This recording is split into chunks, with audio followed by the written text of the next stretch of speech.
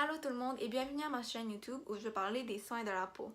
Cette série sera divisée en 3 parties contenant l'anatomie de la peau et ses maladies, l'importance de la protection solaire et le mélanome, et les soins de la peau style coréen avec des routines personnalisées.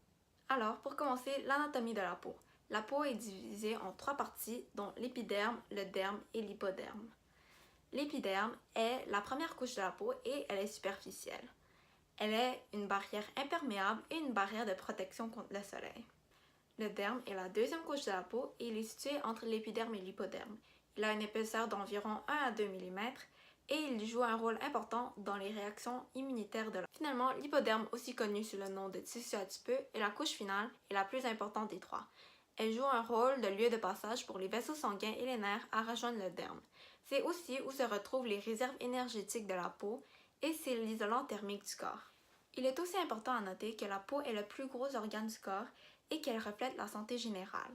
Passons maintenant aux maladies chroniques et génétiques de la peau.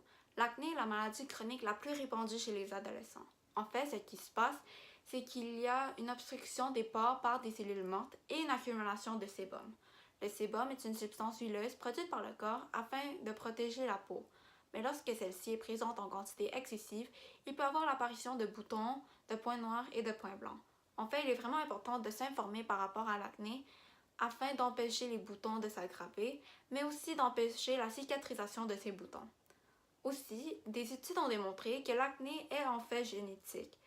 En effet, ceux qui, leurs parents, ont été touchés par l'acné dans leur adolescence seront plus prônes à l'acné. Un groupe de maladies inflammatoires de la peau s'appelle eczéma. Les causes fréquentes de l'eczéma sont des réactions allergiques avec des choses qui vont toucher la peau ou le contact de produits chimiques qui vont faire réagir l'épiderme. L'eczéma n'est pas contagieux, mais c'est une maladie courante.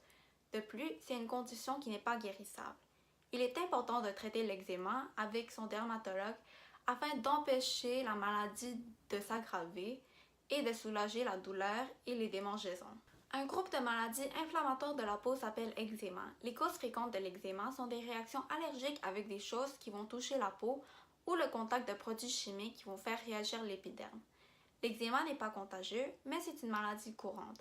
De plus, c'est une condition qui n'est pas guérissable. Il est important de traiter l'eczéma avec son dermatologue afin d'empêcher la maladie de s'aggraver et de soulager la douleur et les démangeaisons.